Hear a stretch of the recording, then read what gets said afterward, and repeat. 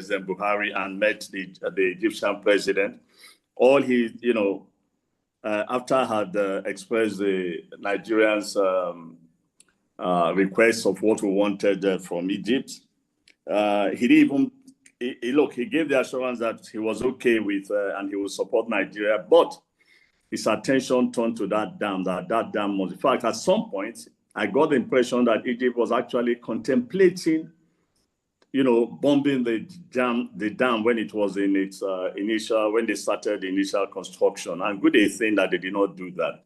But, if you know the Ethiopians and the spirit of the Ethiopians, because I served in Ethiopia in the 80s, you actually will not be surprised. And today, in the Association of Retired Career Ambassadors WhatsApp, actually made reference that, look, if we can, we were talking of Ajaokuta, for example, and I said, look, if we can copy the spirit of the Ethiopians, and this is in reaction to Dangote saying that the Ajaokuta will never work, and I said no.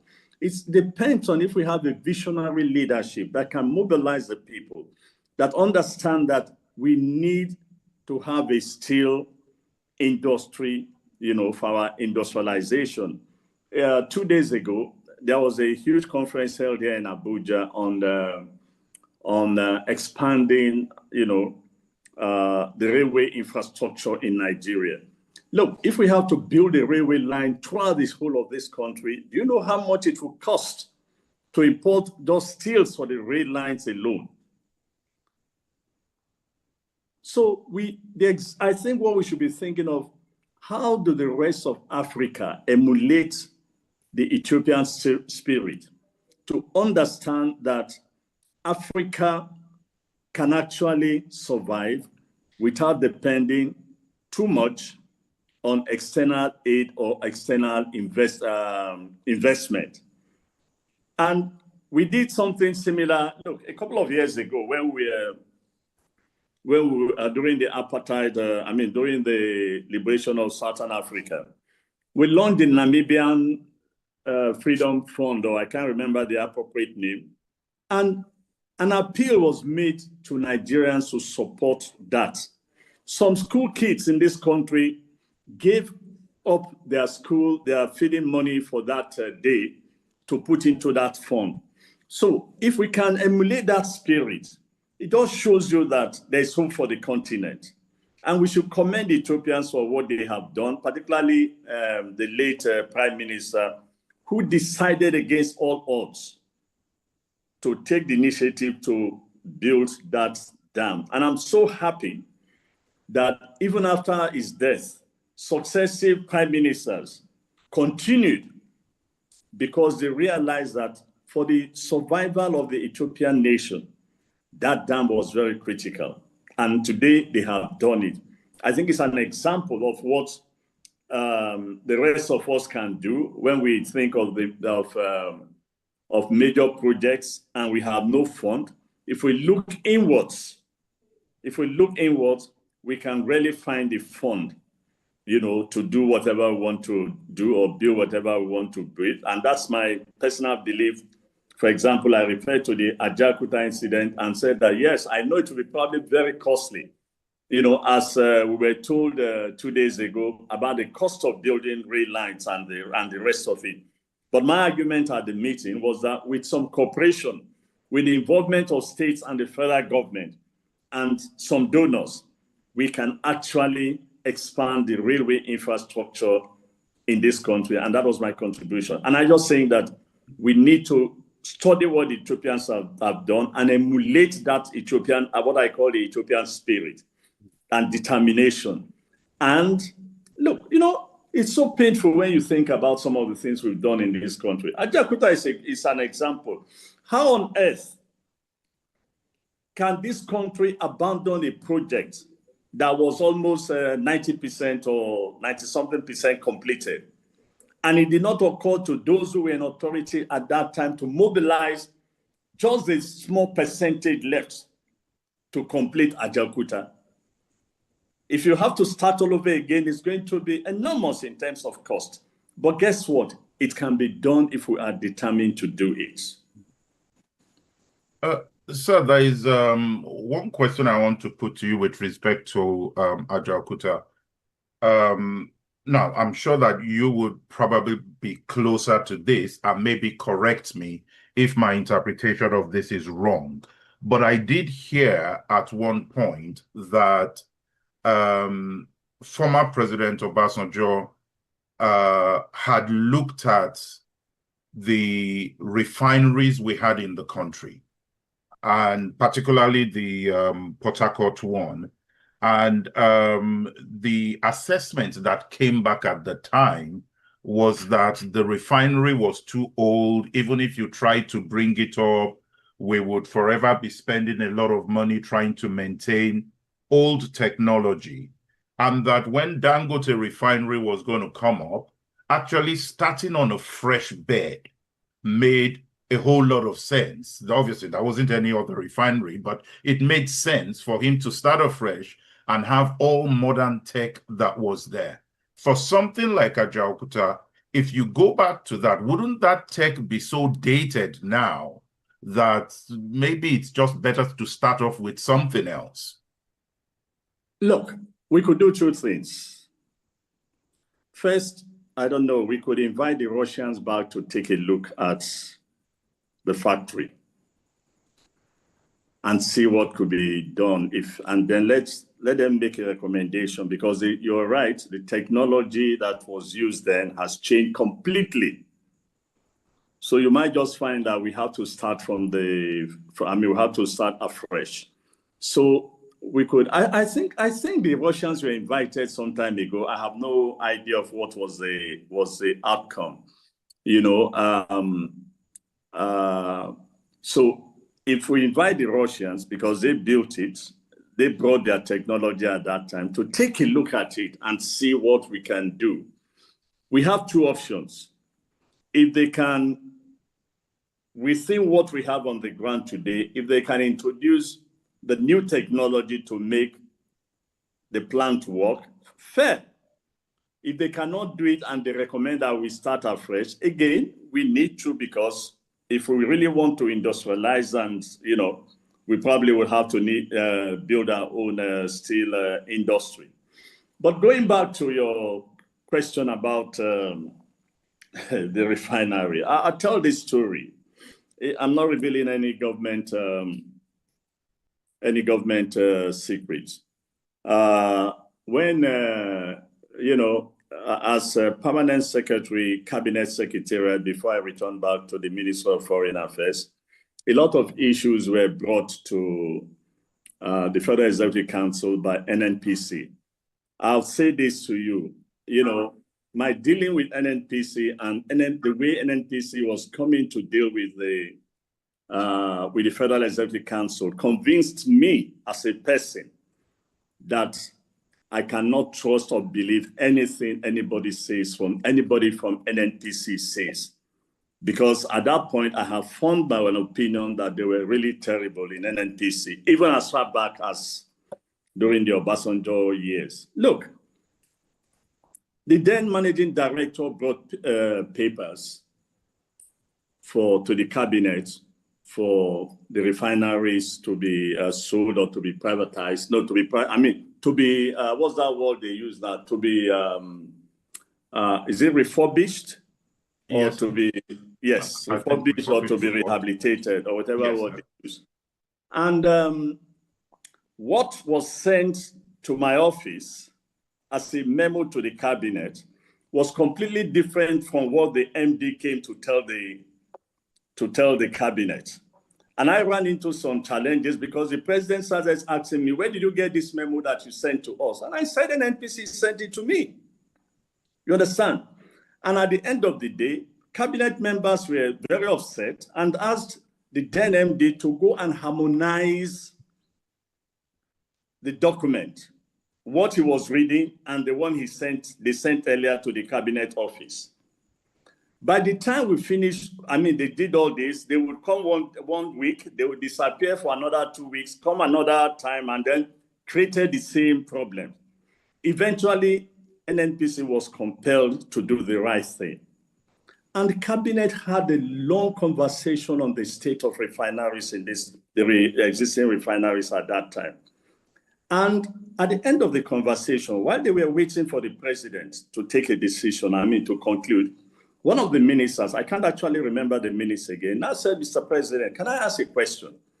He now said to the MD, listen, the money you want to use to rehabilitate these refineries, if we give you the money today and you complete the refurbishment of the refineries, and we decide to sell it at that point, will we recover our money back? And the man said, no. And President Obasanjo, in his typical way, flared up and said they should go and sell all the refineries. I believe that if President Obasanjo himself can recall this, and I believe that our records in the Cabinet Secretariat can reflect this, and said they should go and sell the refineries. At the end of the day, one way or the other, when they were dragging their feet, I think OBJ got some people from the private sector, including Dangote, to take over the refineries. And the refineries were sold. Unfortunately, when Yaradua came, a group of people and the media, the Nigerian media, led an attack against that decision. I'm not too sure they were privileged to know what transpired before OBJ took that decision. They started saying, oh, OBJ sold the refinery to himself and to his boys. It's a national asset. It cannot be sold to anybody, blah, blah, blah, blah, blah. At the end of the day, and I remember in one meeting, Yaradua saying, look, let's give time and look at this thing again. Every day you open the newspapers, it was an attack on OBJ and quote and unquote, his boys that he sold the refinery to. Eventually, the Nigerian government took back the refinery, and the rest is history. So compare what could have happened if one good side of it was that it compelled Dangote to decide to go and build his own refinery.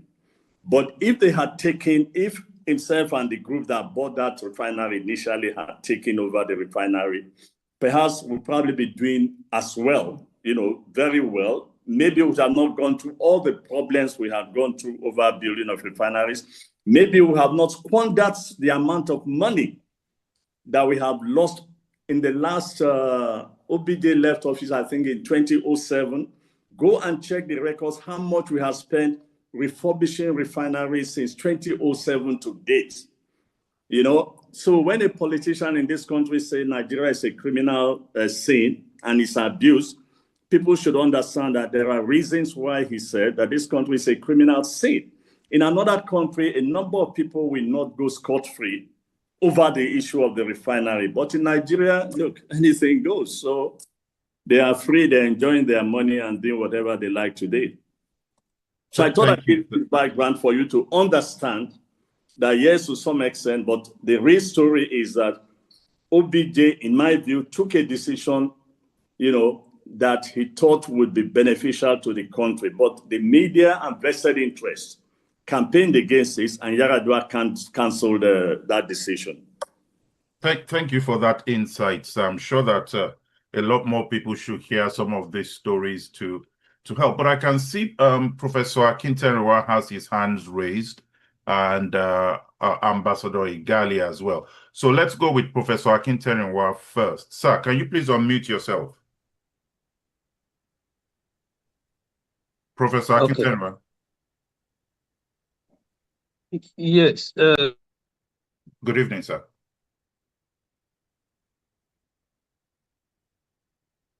Good evening, Prof.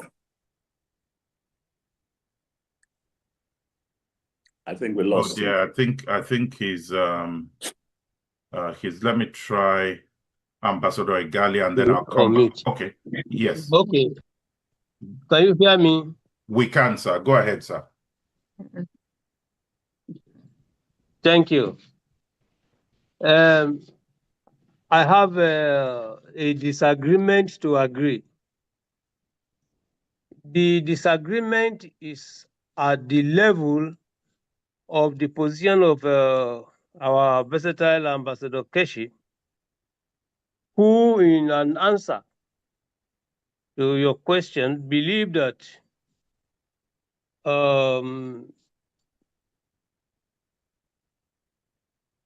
I think he said, if I heard him well, that Westerners are most likely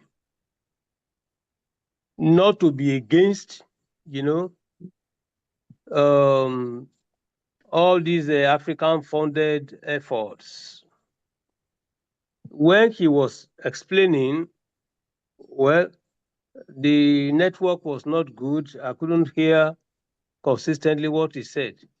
But what I heard, what I thought I heard, was that he believes that the Western countries are not likely to be against African efforts trying to come together and do whatever. It's a good hypothetical position. But I disagree. And I am looking at what occurred in, I think, 1956. We shouldn't forget that, the British, the French, all these countries came together to launch attack against Egypt over the same Nile River. We should not easily forget this history. Why? It is simply because by that time, Egypt is on record that time they were trying to prevent the usage of the Nile, and the international community considered the Nile as international waters that cannot be blocked by anybody. If we go into historical records to look at, the historiography of the situation by that time, the likelihood that all these countries will always be happy with any initiative coming from our side is at best arguable. It's arguable. No, none of these countries will want any African country to be capable enough to challenge them. So it's a matter of, of position. Ambassador Kachi rightly gave us different definienda to justify his position, and I agreed. But I do not want us to jump into that conclusion that these countries can be kindly-hearted. That's at the level of my disagreement. My agreement with him is that he theorized very well. Can I respond? He theorized very well. Okay, all right. If you want to respond to the first part, no problem. It's always a pleasure to listen to Prof. But Prof, you are referring to 1956, I believe. Where was Africa in 1956? How many African countries have become independent, and how many African countries? I don't know whether you were involved, but I do know that we are very fond of saying that Africa has come of age.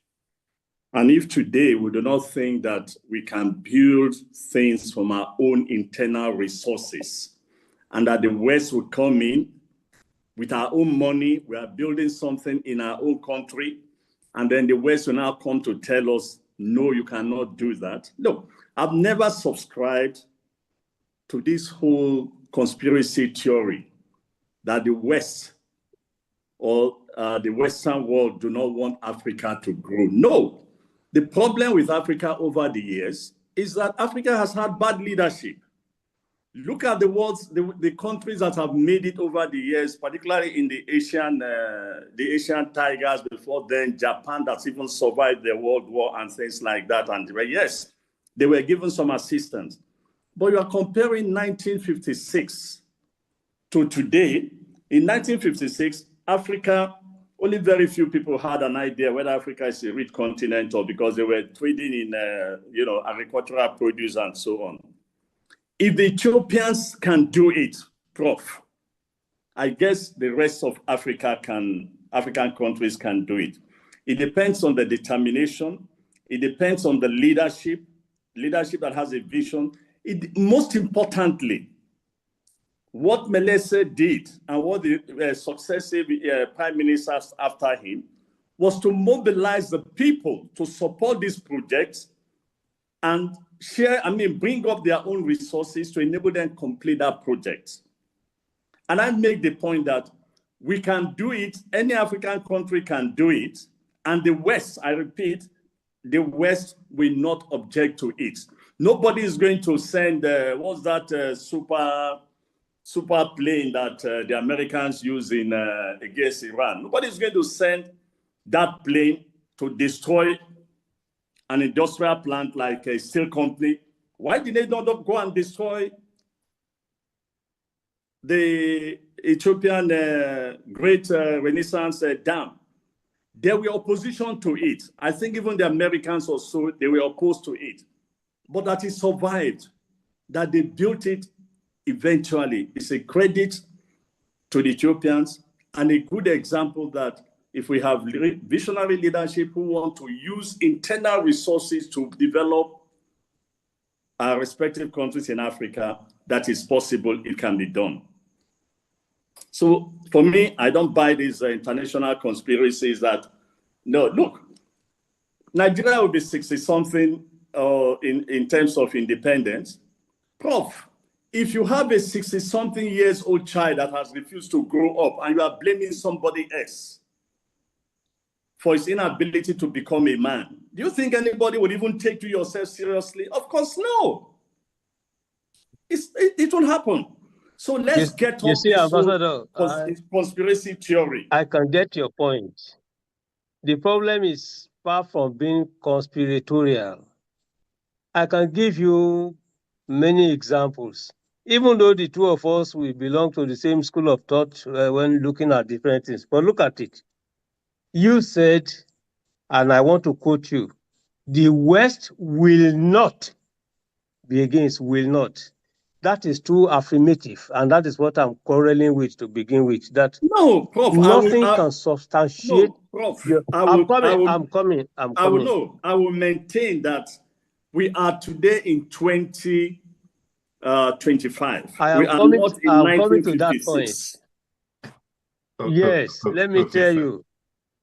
If you are talking about setting aside 1956, I will now use the second part of my argument where I agree with you to reject your position. In 2019, Russia held, Russo-African Summit. And then, since you raised the issue of Ajaokuta, and I agree with you in that case that, look, Nigeria's problem, Africa's problem is that of leadership.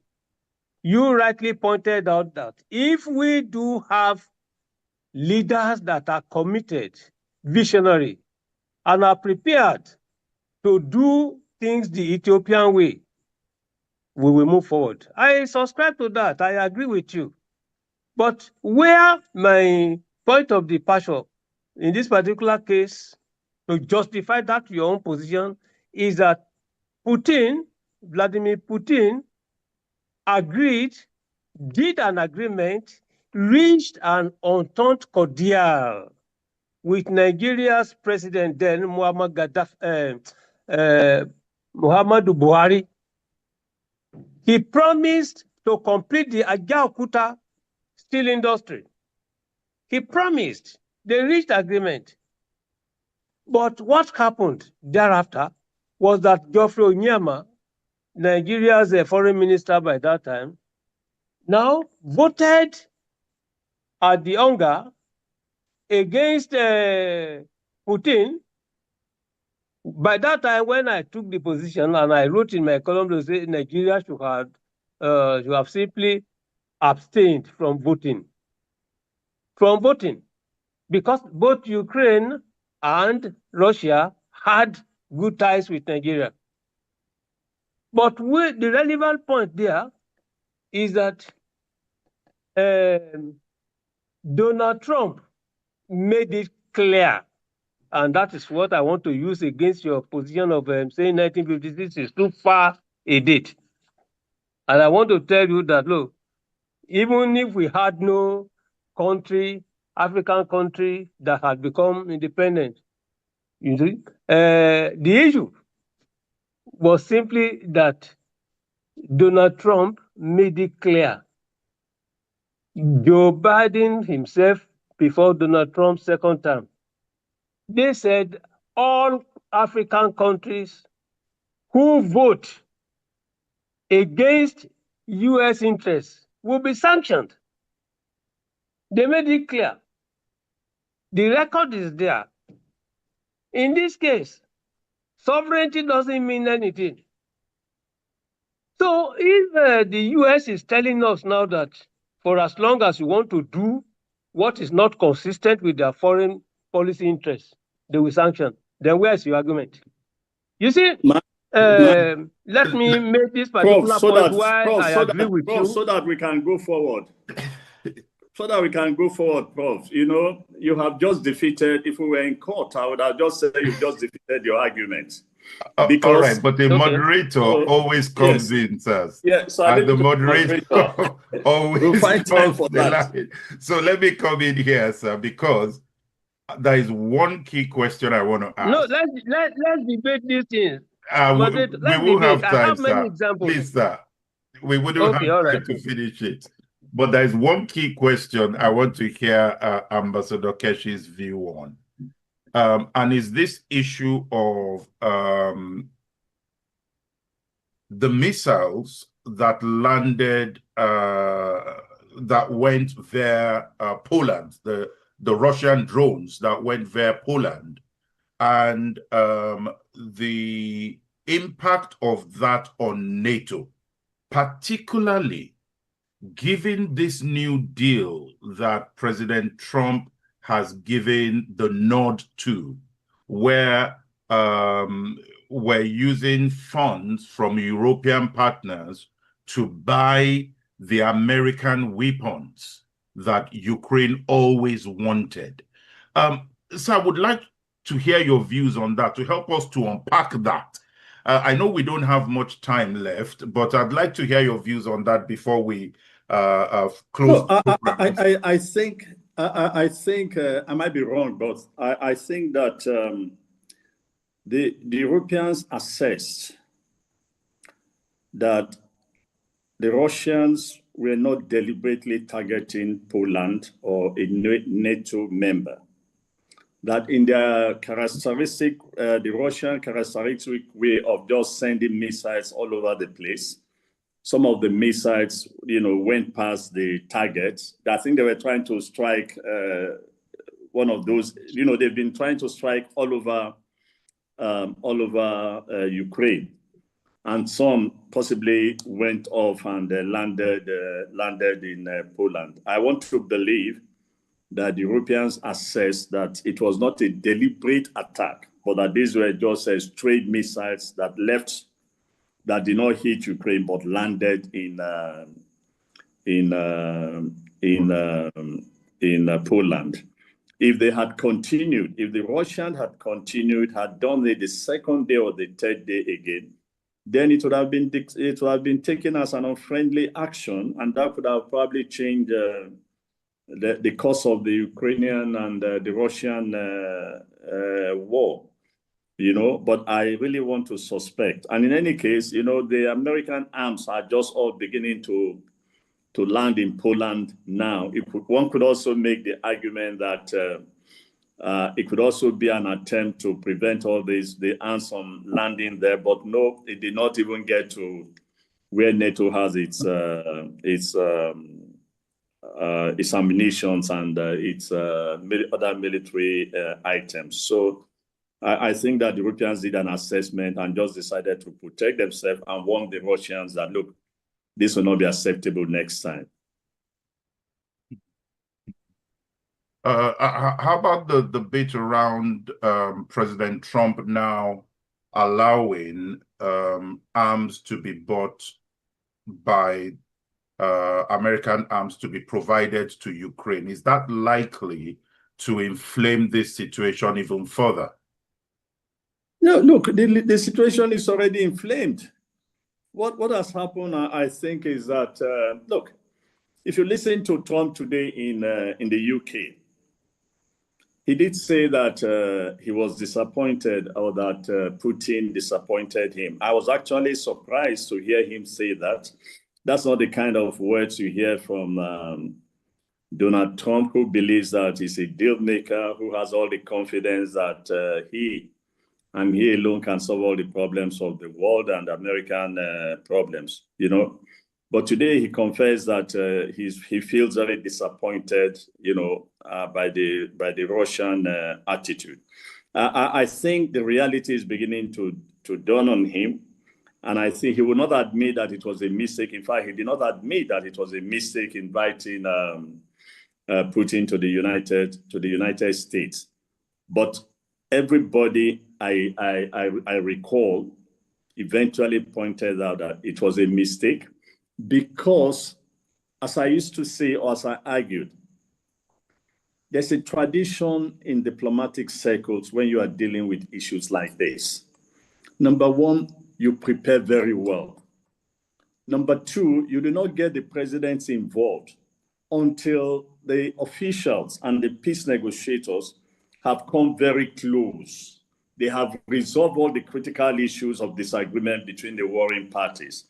But Trump just jumped into it, believing that, oh, you know, the way he likes to talk, Putin is my friend, the man in China, I have a very good relationship with him. But these good relationships have not yielded any positive result, either in terms of his tax, you know, his tariffs, or in terms of the war in Ukraine. So the Europeans are, yes, what has now happened is that, at least for now, Ukraine is in a position to defend itself a little bit, in terms of the fact that with some of those drones that they'll be able to, you know, they'll be able to take out some of the Russian missiles coming into the country. And they would also be able, they will have at least some capacity or capability to take some actions against Russia to retaliate. But look, at the end of the day, I think we really need the Americans to come to realize that if they do not even take more action, they do not work with the Europeans very closely, Russia will not give up on this war.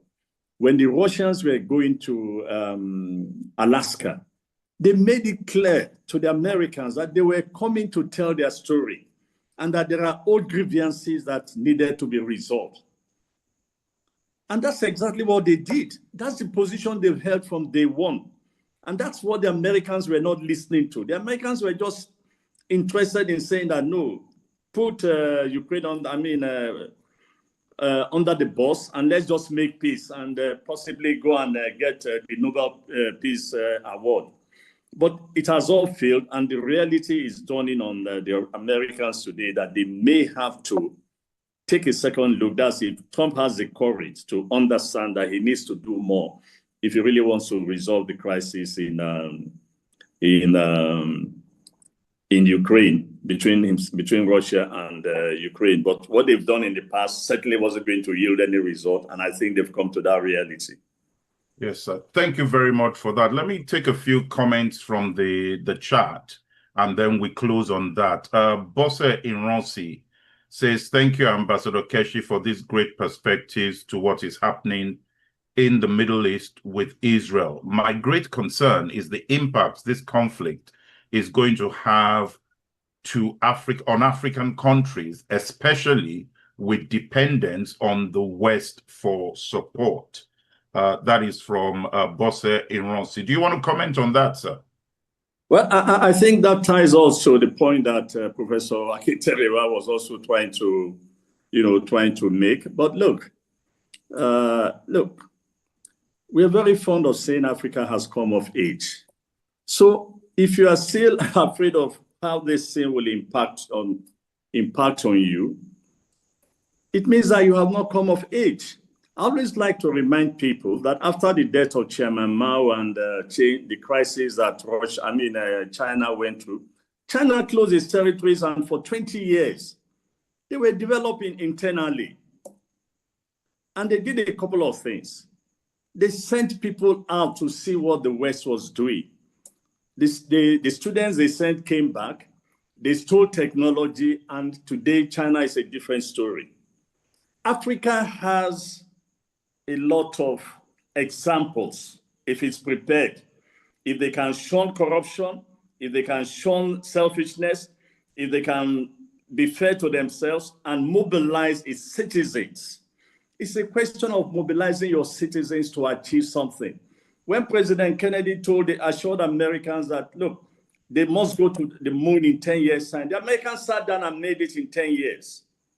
Let's get a leader in this country, for example, anywhere in Africa that challenges us and say, look, in the next 10 years, this is where we want to be. In the next 10 years, this is where we want to be. And let's see whether it will not happen. So I'm really, again, I make the point that this is the issue of whether they will oppose us or not. No, they will not oppose us because we have come of age. This is not the 50s. This is not the 60s. We are far too more educated. We now have a great knowledge of the way things are done. It's only if we are ready to pay the sacrifice. And you know, there are two forms of sacrifice. The sacrifice of the hen at your breakfast table and the sacrifice of the pig at your breakfast table.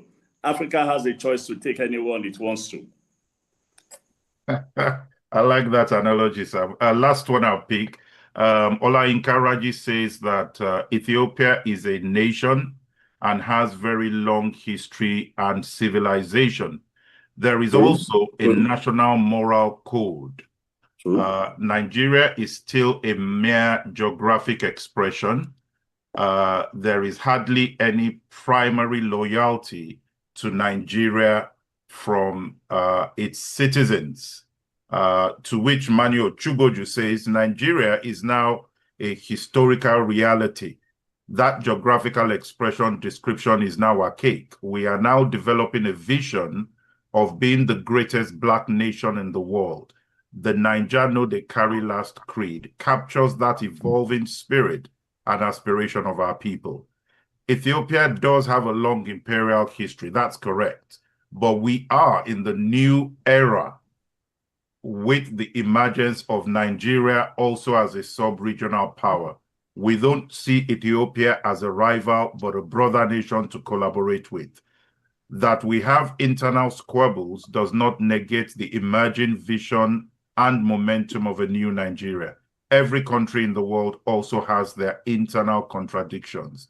It can be managed in some cases, used as a stepping stone.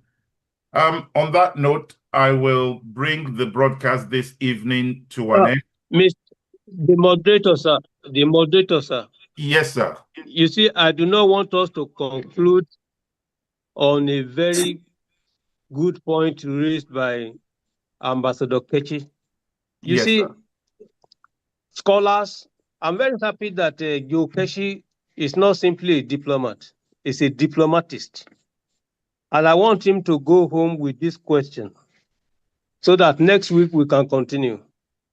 Is Traore, Ibrahim Traore in Burkina Faso, not a new generational leader that is trying to do his very best? And I ask, how many times have they attempted to kill him? I rest my case there.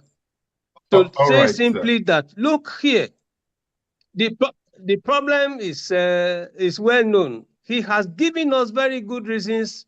If we want to make progress, we will make progress. But that does not mean that people will like the progress we want to make and that they will not come. Go and find out the history of Ibrahim Traore. He knows. He has written. He has discussed this many times on electronic media. So I'm surprised now that he's preaching the sermon of not likelihood of these people doing this. Respectfully, please. Thank you. Thank you very much, sir. I have always maintained that position, even in my public discourse, that I do not subscribe to this conspiracy. 65 years old, you're already an adult, you can take care of yourself. In fact, I watched a movie today where where a woman was saying that he will not allow his daughter to marry a man who does not show that he's a man. I rest my case. All right, this is fantastic. I'm sure that one thing Professor Akinyemi always says is that he invites debate on the platform. And I think that today has been a fantastic debate, which is very encouraging from the participation.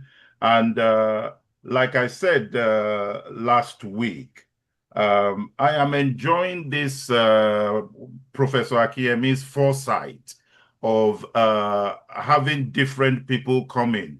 So don't be surprised if I reach out to you and I tell Professor Akinyemi that there's somebody else who should be on the hot seat next week. That just might be the case. But Ambassador Keshi, thank you very much, sir. This has been a fantastic session. I really appreciate you stepping in as Prof had instructed. I can see why he said so now. Thank you, sir. My pleasure. Thank you so much. And regards to Prof. Thank you, sir. Thank you.